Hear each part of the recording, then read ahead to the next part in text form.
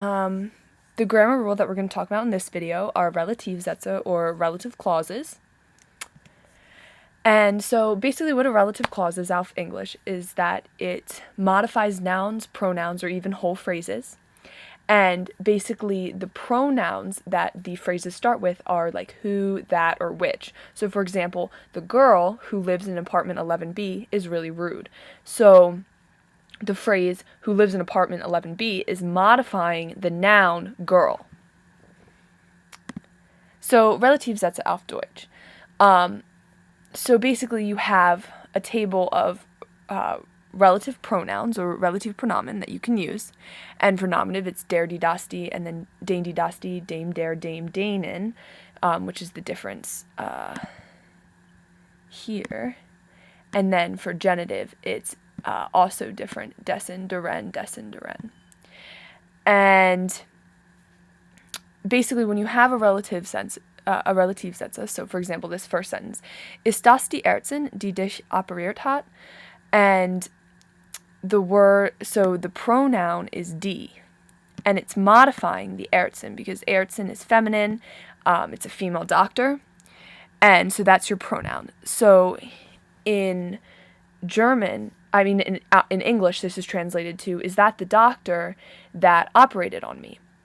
And so whenever you have a relative sentence, you have the pronoun, and then you have whatever phrase you're saying, and then you put the conjugated verb at the end.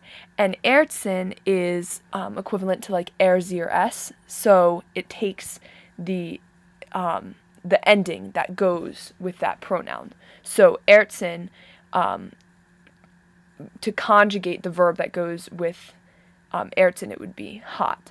So, ist das die Ärztin, die dich operiert hat? So that's the sentence. And then in the next sentence is der Freund auf den ich warte ist neu in der Stadt. So again, you see here, you can also have relative sentences that have a preposition before it, so the word auf.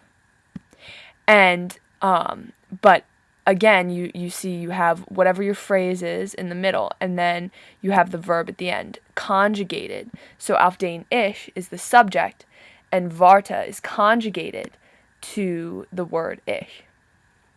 And in this case, the reason that it's den, because der Freund is masculine, and den means that it's in the accusative case, is because it's auf den ich warte. Who am I waiting for? I'm waiting for him.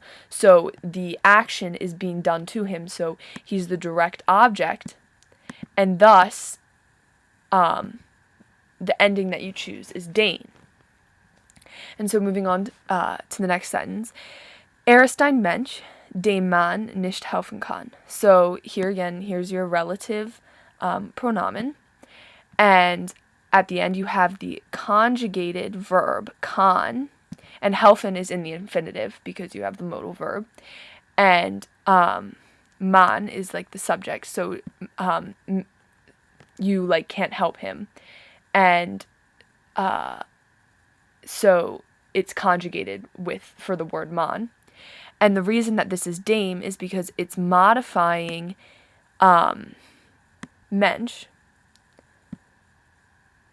because he's a person that no one can help.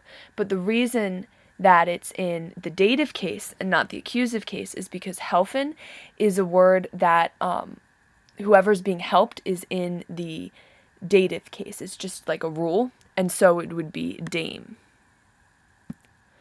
And then the next sentence, die Fotografin, deren Kamera du benutzt hast, will sie jetzt zurückhaben.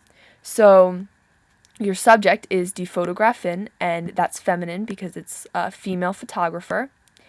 And you, the subject, were using that camera. So the word hast is the verb that's kicked to the end of the phrase, and it's conjugated for do, so therefore it's hast. And you're using the photographer's camera, and so die Fotografin, whose camera you were using. And so you need the genitive case, and it's feminine genitive, so it's deren. And then for more things about like word order and relative clauses, you can go to the Dartmouth website for German, and it's really, really helpful. And so that thanks for watching, and that's all I have to say about relative clauses.